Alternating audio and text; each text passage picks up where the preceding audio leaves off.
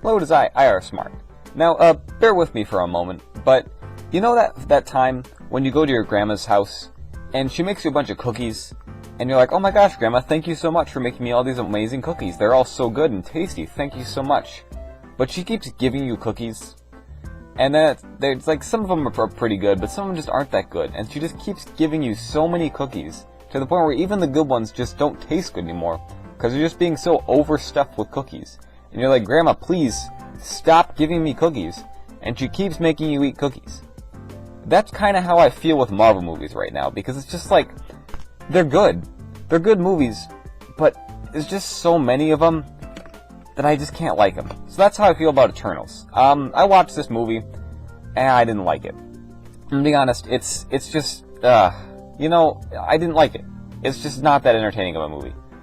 This is my review. I'm going to review the movie for you. Obviously, I'll probably talk spoilers at the end, but I don't have too much to say, so for the most part, this will be a spoiler-free review, but I will let you know if I start talking spoilers. But for the most part, I didn't like this movie. I don't know. I mean, it's the last Marvel movie before Spider-Man, which I'm really looking forward to. And I was also hoping, like, maybe we'd get a new trailer for that, but we didn't, so that's disappointing. So no new Spider-Man stuff in this movie, and overall, it's cool having new characters in the MCU. I like them. They're decent characters. They're entertaining enough. They have fun interactions. It's a generic Marvel movie. Emphasis on generic. I would say it's almost boring. Like, this movie, I was just, like, I kind of just sat there like this throughout the entire movie. There was no like, ooh, cool, look at that. Or, haha, that's really funny. It was just, that's how I sat for 2.5 hours through this entire movie. And it's just like, why? This movie definitely could have been shorter. And, yeah, it's just, I'm being very negative about this movie, which is weird, because usually when I talk about movies and I review stuff, I'm quite positive. I'm like, yeah, I like this. Even Chaos Walking, which was an awful movie, I said was good. And to be fair, it had Daisy Ridley in it, which is the only reason I liked it. But even then, I talked good about that movie. This movie I had no reasons to like, because, I don't know. Now, to be fair, my opinion was already kind of funky on this movie, because it was weird.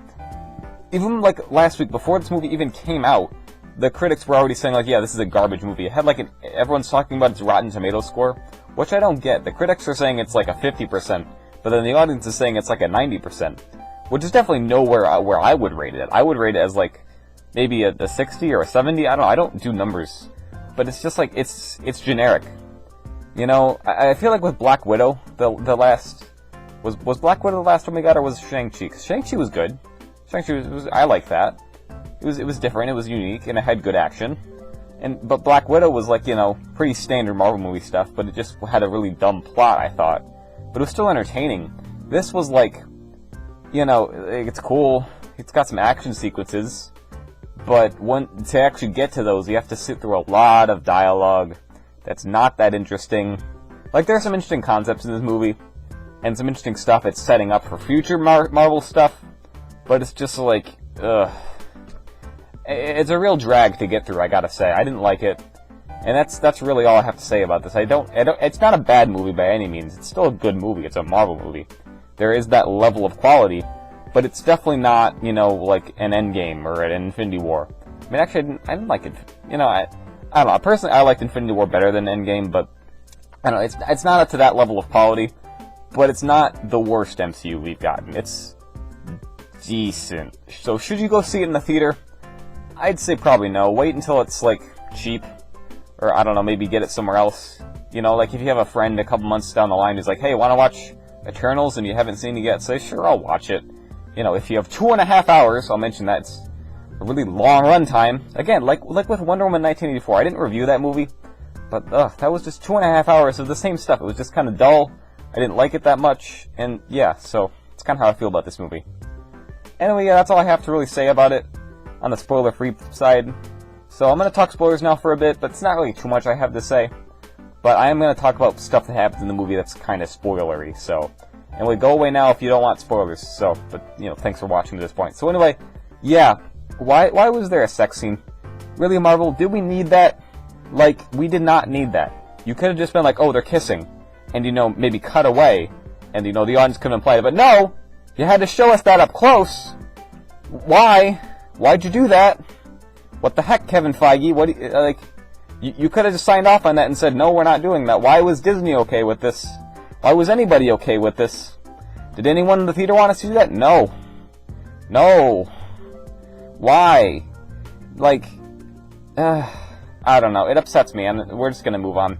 And also, like, there's just so many other things in this movie where it's like, why?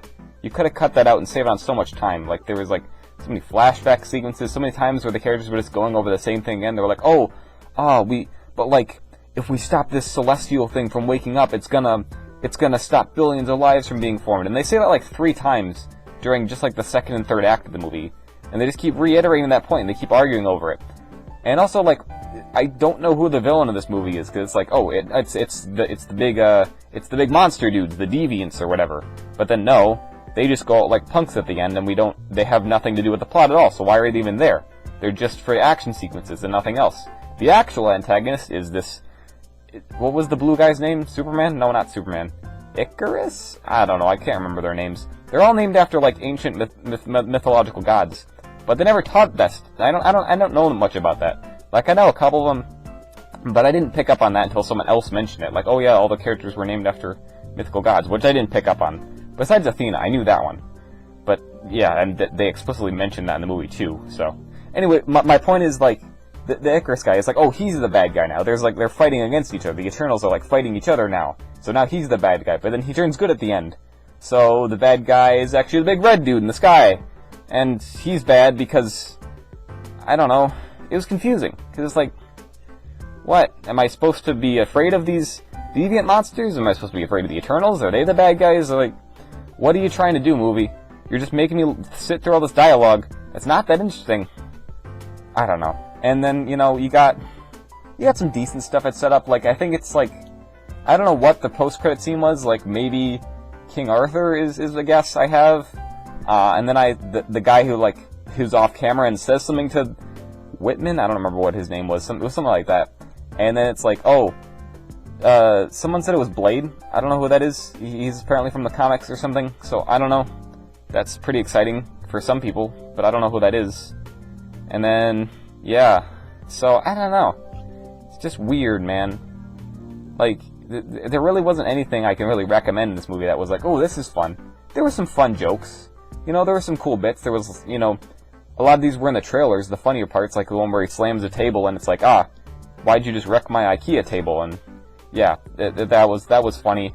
You got like, there was 2 Star Wars references. I caught those.